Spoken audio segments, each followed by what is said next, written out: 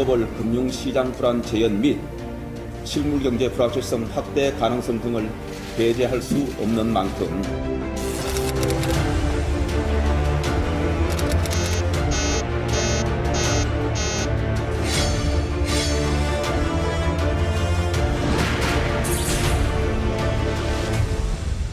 어서 오십시오. 안녕하십니까? 네, 이분이 왔다는 건 지금 상황이 안 좋다는 건데 진짜 안 좋은 건지 아니면은 우리가 괜히 걱정하는 건지 살펴보겠습니다. 실리콘밸리 은행 망했을 때 우리가 그 문제 다뤘었거든요. 근데 그 여진이 계속돼서 다른 은행들도 지금 계속 망하고 있다면서요. 그렇죠. 이전에 시그니처 은행, 그다음에 이 다음에 퍼스트 리퍼블릭, 미국에서 14번째, 15번째 뭐 이 정도의 은행들이거든요. 아이고. 이 은행들이 파산하거나 폐쇄하거나 아니면 유동성 위기를 겪거나 그런데 여기서 끝나지 않았습니다. 이것이 유럽으로 건너갔고요. 스위스에서 2번째로 큰 은행, 전 세계적으로 9번째로 큰 은행이었던 CS, 크레딧 스위스가 일종의 파산이죠. UBS에 인수됐지만 어려워서 인수된 것이고요. 여기서 끝나지가 않습니다. 유럽에서 가장 큰 은행이라는 도이체방크도 이것도 위험한 거 아니야? 주가 급락 이런 상황이 나오니까 이게 마치 전염병 같잖아요. 은행들의 그러네요. 위기가. 그래서 은행의 뱅크,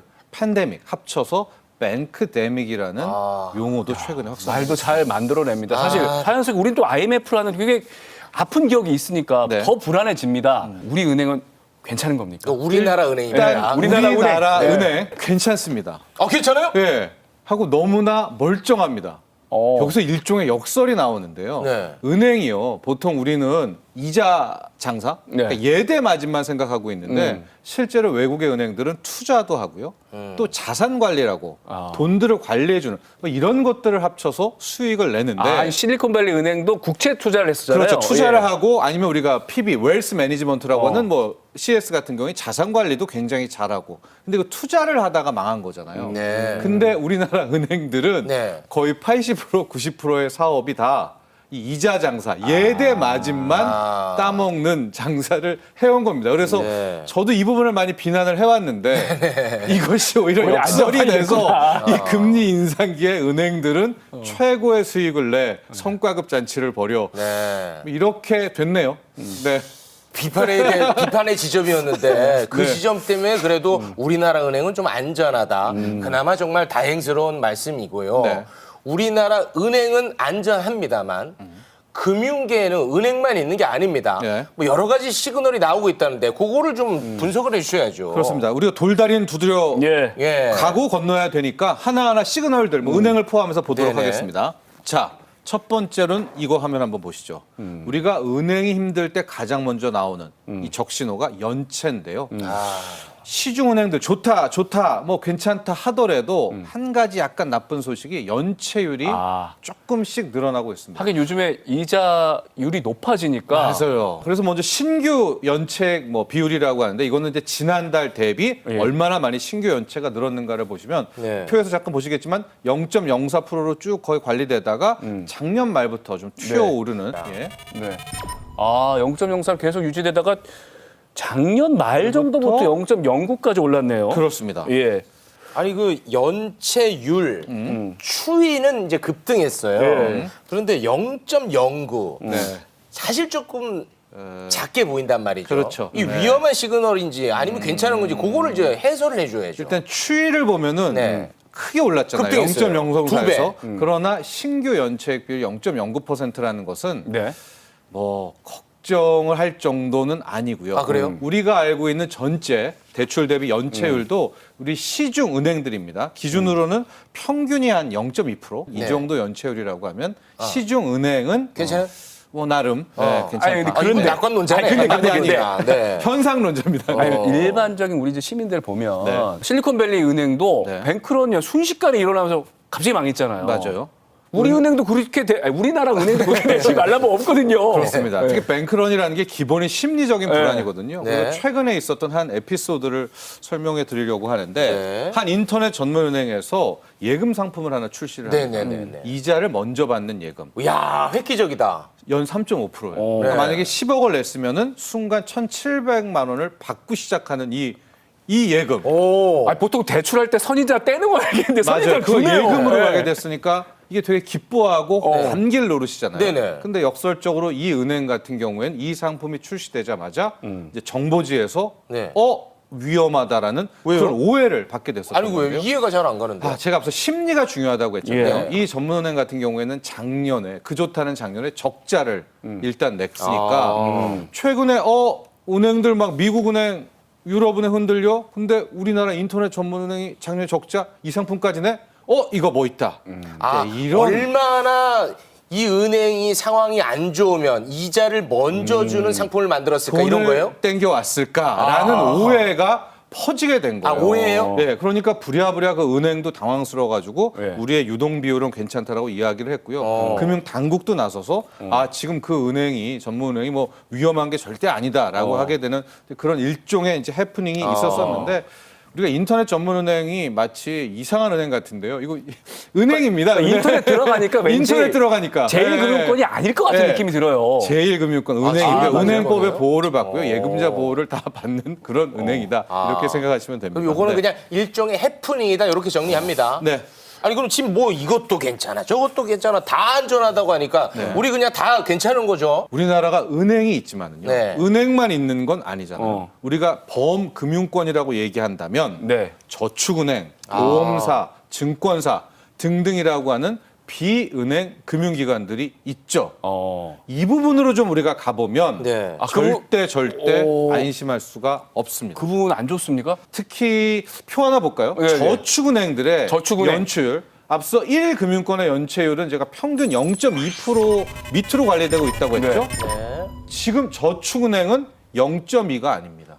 아예 3%고요. 어이구. 저 중에서는 어떤 은행은 예. 5%대 연체율을 보이고 있는. 저축은행 우리가 이제 금리를 좋게 쳐주니까 네. 서민들이 이렇게 많이 예금하고 그러지 않습니까? 저축은행? 예, 그러니까 예대 마진도 높았을 거 아니냐 네. 이렇게 생각할 텐데, 자, 우리의 은행을 제외한 비은행의 이 문제들은 무엇인가? 네. 바로 부동산 PF, 부동산 파이낸스 프로젝트의 부실 문제입니다.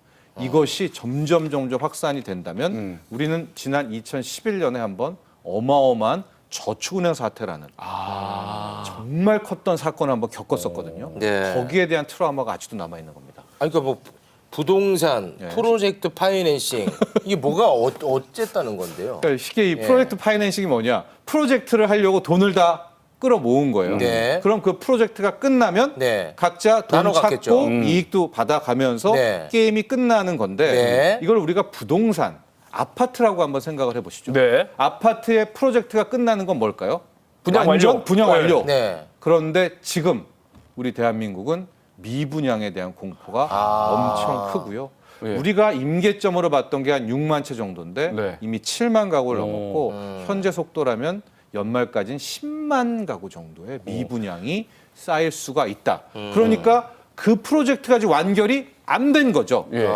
그럼 거기에 적극적으로 투자했던 은행들은 거기에 안 물려 있지만 증권사, 저축은행 등등은 여기에 상당한 액수가 노출이 되어 있고 네. 이게 지금 무려 115조 원에 115조. 달한다. 아니 저축은행들 그렇게 부동산 PF를 많이 합니까? 그렇죠. 여기서는 투자를 꽤 적극적으로 하니까 네. 그 2011년 때도 그렇지만 굉장히 많이 했었고 여러분들 최근에 정부가 부동산 규제 막 싹 다 풀었잖아요. 네네. 네. 하고 둔촌주공 미분양 난다고 막 별의별 규제를 싹 다 풀었지 않습니까? 네. 그게 실은 집값을 띄우려는 게 아니라 이 미분양 문제가 터지게 되면 프로젝트 이게 파이낸싱. 그렇죠. 시공사 시행사 문제가 아니라 금융권으로 불똥이 튀니까 부랴부랴 먼저 막았다. 아까 뭐 그 몇 정도로 조요? 몇 조? 115조가 그럼 그게 현재 이제 노출이 되어 있습니다. 만약에 분양이 잘 안 되고 하면 그게 다 부도 처리될 수 있다라는 거예요? 다 그렇게 되지는 아니, 그러니까 않겠죠. 뭐 많이 최악이죠. 뭐 위험에 완전히 노출돼 막 있다. 된다면 그러니까 노출이 그 정도 익스포저가 돼 있다는 자 최근에 보면은 금리가 주담대도 그렇고 계속 내려가더라고요. 맞습니다. 실은 왜 이렇게 지금 부동산이 힘든가? 작년 한 해 네. 미분양이 많이 났는가? 작년을 돌아보면 주담대 금리 상단이 8%대까지 갔어요. 금리가 올라서 그렇죠. 네. 그러니까 못 견디고 집 내놓고 그렇죠. 집안 사고 분양 안 분양 받고 안 이렇게 되고. 됐는데 네. 형 좋은 말씀해 주셨는데 오늘자 뉴스를 보시면 주택담보대출 금리 앞단이 3자가 등장을 합니다. 그러니까 낮아졌다는 거예요? 낮아졌던 게 8%대가 지금 3%대가 몇 달 된 전만 해도 거예요. 5%대 아니었어요? 예. 게다가 또 이해가 안 가시죠. 지금 네. 한국은행은 또 미국 연준도 금리를 계속 올리고 있는 구간이잖아요. 근데 어떻게 주담대 금리는 떨어질까요? 말이 안 되는데. 두 가지 요인이 우리나라에 있습니다. 네. 첫 번째는 시장은 똑똑하고 빠르잖아요. 네. 그러니까 기준금리는 지금 올리고 뭐 올린다 만다 하더라도 시장은 딱 알고 있는 거예요. 최근에 은행 위기 났지? 네.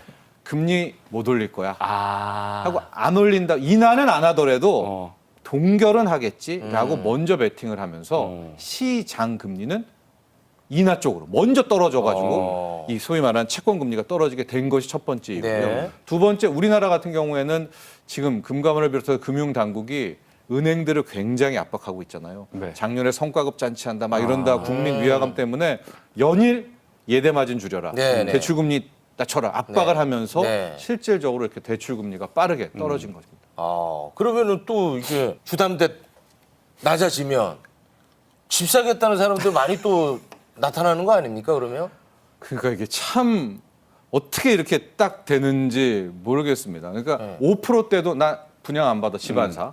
연 4% 주담대 때도 꿈쩍을 안 했는데 네. 이렇게 연 3자대로 3% 떨어지려고 하니까 네. 최근에 집을 사려는 수요가 나오고 아. 이걸 세대별로 봤더니 지금 2030이 아, 또 한 영끌이네요. 번의 영끌이 또 아하, 지금 네. 최근에 뭐 큰 비중은 아니지만 예. 눈에 들어올 일부. 만큼 급증하고 있다라고 볼 수가 있겠고 이런 생각들을 하고 있는 것 같아요. 자, 작년 안에 금리 올려서 완전히 뭐 은행 위기 이렇게 났잖아. 네. 금리 못 올릴 거야. 여기에 좀 많이 베팅을 하고 있고 작년에 한 20-30% 집값 떨어졌잖아. 이 정도면 바닥 아니야?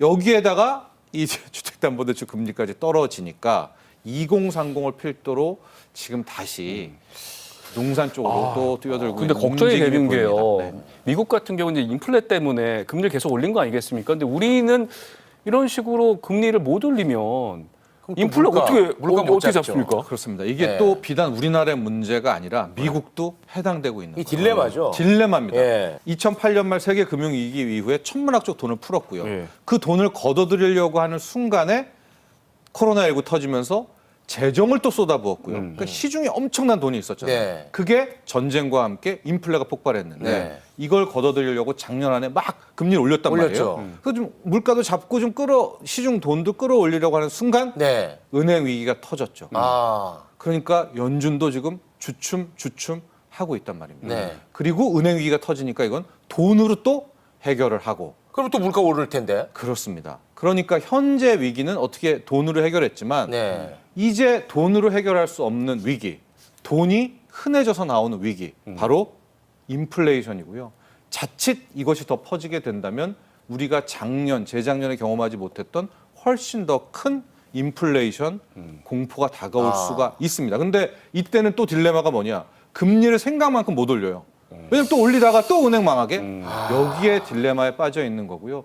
너무나 안 좋은 소식 하나 더 짧게 말씀드리면은 산유국들이 석유 시대의 종말을 맞이해서 감산을 해버려가지고 유가가 폭등을 해버렸거든요. 그럼 다시 여기서 기름값 오르면 물가는 또 오르겠죠. 또 오르고. 예. 아니, 그 선생님. 네. 그럼 이런 상황에서 땜짓이 금융 정책으로는 이제는 안 된다는 거 아니겠습니까? 뭔가 좀 길게 보고 정책을 좀 가야 되지 않습니까, 그러면? 맞습니다. 그래서 네. 실은 이렇게 은행 위기가 왔을 때는 네. 우리가 과거의 문법이라면 몇 군데가 정말 파산을 하고요. 거기에 대한 책임도 묻고요. 그 충격 때문에 우리가 다시 한번 노력도 하고요. 좀 이런 모습을 보여야 되는데 이미 그걸 받아들이지 않고 있는 겁니다. 그러니까 이런 은행 위기가 왔을 때 바로 돈으로 우리가 몰핀으로 해결한다고 하는데 그냥 네네네. 일시적 땜빵 처방으로 돈으로 메워지고 있어서 그건 한계가 있을 것 같은데요. 그렇습니다. 이 당장의 위기는 넘어가고 네. 뭐 오늘 내일 또 주식은 올라가고 할지 모르겠으나 네. 그 대가는 분명 치를 수밖에 이럴 없을 때 겁니다. 기본으로 돌아가야 될 것 같습니다. 예. 마지막에 또 큰 마음의 짐을 던지고 가시네. 아. 그러나 단기간으로는 뭐 아이고, 저 예, 전문가가 잘 그 대안을 제시하고 그렇게 잘 해주셔야죠. 대한 얘기했죠. 장기적인 관점에서 정책을 예. 제시해야 된다. 알겠습니다. 네. 이게 뭐 간단치 않은 문제인 것 같습니다. 네, 저희가 계속해서 관심 있게 지켜보도록 하겠습니다. 정철진 평론가님 고맙습니다. 고맙습니다.